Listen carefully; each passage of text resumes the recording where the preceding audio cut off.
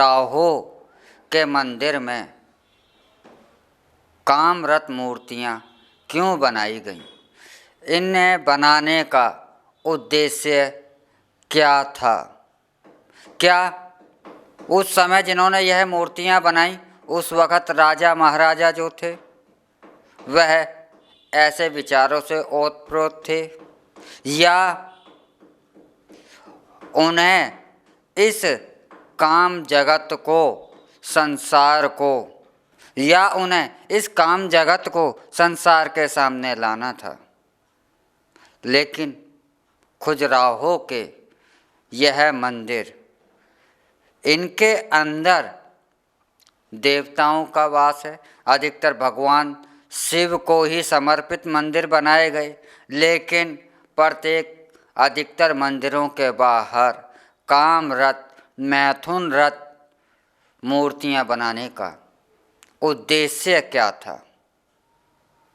हमारे सनातन धर्म में ऐसा भी माना जाता है कि हमारे सनातन धर्म में ऐसा भी माना जाता है और ऐसा भी विश्वास है कि काम के जरिए भी आप मोक्ष की ओर जा सकते हैं।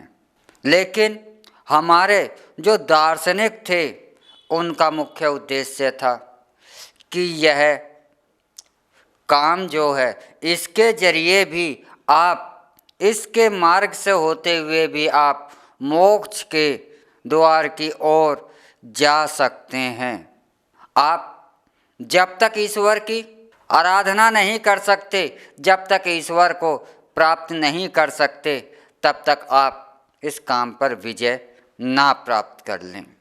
यही संदेश छुपा हुआ है हमारे खजुराहो के मंदिरों में, क्योंकि ईश्वर के प्राप्ति काम वासना पर विजय प्राप्त करने के बाद ही हो सकती है, उससे पहले नहीं हो सकती।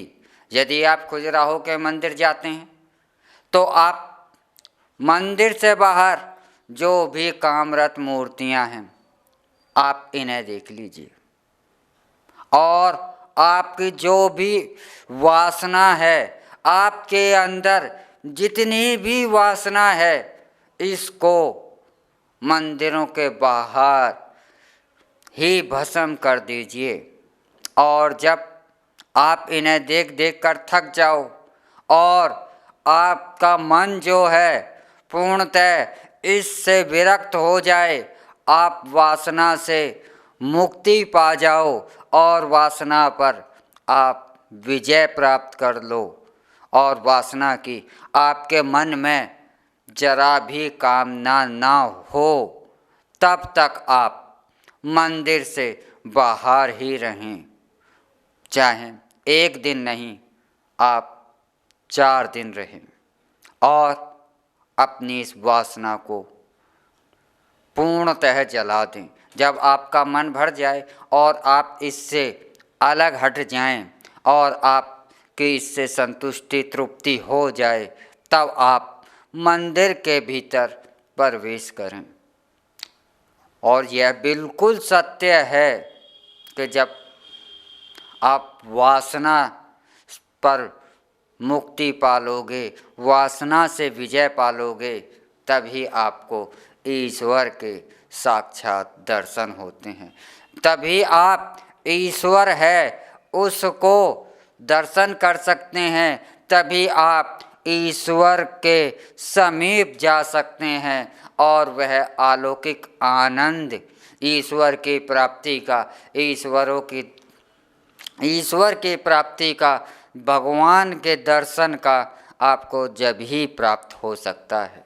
तो यह मुख्य कारण था कि वासना पर विजय प्राप्त कर कर ही, वासना की समाप्त कर कर ही आप खजुराहो के कोणार्क मंदिरों में आप अंदर प्रवेश करें ईश्वर के दर्शन के लिए। और जब तक आपके अंदर, आपके मन में वासना है, तब तक आपको ईश्वर की प्राप्ति नहीं हो सकती। तो यही मुख्य कारण को ध्यान में रखते हुए और यही संदेश देते हुए खजुराहो के मंदिर बनाए गए और यह मंदिर आज भी अपने आप में एक बहुत बड़ी विरासत है। इस काम शास्त्र को पत्थरों पर उकेर कर पूरी दुनिया को इसके विषय में एक सटीक, पूर्ण, गूढ़, हर प्रकार के रहस्य और यह काम वासना पर विजय कैसे पाई जाए, सारे के सारे संदेश खजुराहो के मंदिरों में के द्वारा ही दुनिया को आज भी समझाए जाते हैं और इसका जैसा कहीं भी पूरी दुनिया में यह अपने आप में अनमोल और बेजोड़ हैं। तो खजुराहो के मंदिरों में जो यह कामरत मूर्तियां हैं, इनका उद्देश्य मनुष्य को यही समझाना है कि मनुष्य को सदैव ईश्वर के पास जाने के लिए, ईश्वर की ओर अग्रसर होने के लिए, ईश्वर के समीप जाने के लिए ही प्रयासरत होना चाहिए। वासना का त्याग आप जब तक नहीं कर सकते जब तक कि आप इसको भोग ना लो, क्योंकि जब तक आपके मन में अगर वासना का भोग ना कर रहे हो और मन में है तो यह आपको ईश्वर के समीप नहीं जाने देगी। कहीं ना कहीं यह आपका अड़चन बनती रहेगी। इसलिए इस वासना के भोग से पूर्णतः तृप्त होकर ही ईश्वर के समीप जाएं। तो इसीलिए यही उद्देश्य था और यही महत्वपूर्ण ज्ञान था मोक्ष की ओर जाने का मनुष्य का, कि मनुष्य मोक्ष की ओर, मनुष्य ईश्वर की ओर कैसे बढ़े और उसके मार्ग में सबसे बड़े अवरोध क्या हैं, इन अवरोधों को कैसे पार करे, यही उद्देश्य समझाते हैं हमारे खजुराहो के मंदिर और इनमें बैठे हुए ईश्वर और इनके बाहर कामरत मूर्तियाँ। यही जीवन का एक गहरा रहस्य है, हमारे को समझाते हैं और हमारे जिन्होंने भी यह मूर्तियाँ बनाई उन्होंने इस रहस्य को बहुत गहराई के साथ समझाया। और एक बात और भी आप इन मूर्तियों में नोट करेंगे, इन मूर्तियों के रहस्य को समझेंगे कि प्रत्येक मूर्ति पर एक ओज है। किसी भी मूर्ति के चेहरे पर वासना नहीं है, एक देवत्व है, एक शांति है। वासना का रूप किसी भी मूर्ति के मुख पर नहीं है। तो इतनी गहरी बात बहुत आसानी के साथ समझाने में अगर कोई सफल रहा है, जीवन का इतना गहरा रहस्य बताने में अगर कोई सफल रहा है, तो वह खजुराहो के कोणार्क तो सफल रहा है, तो वह हैं खजुराहो के मंदिर और हमारा सनातन धर्म इसी रहस्य को बहुत और हमारा सनातन धर्म इसी रहस्य को उजागर करता है, वासना से ईश्वर की ओर।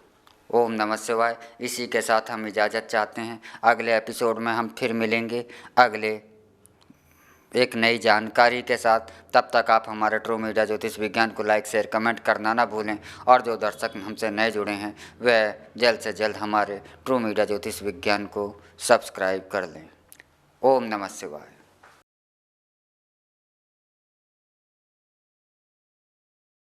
अगर आप ये वीडियो YouTube पर देख रहे हैं तो हमारे चैनल को सब्सक्राइब करें और बेल आइकन को दबाना ना भूलें। अगर आप Facebook पर ये वीडियो देख रहे हैं तो हमारे पेज को लाइक करें।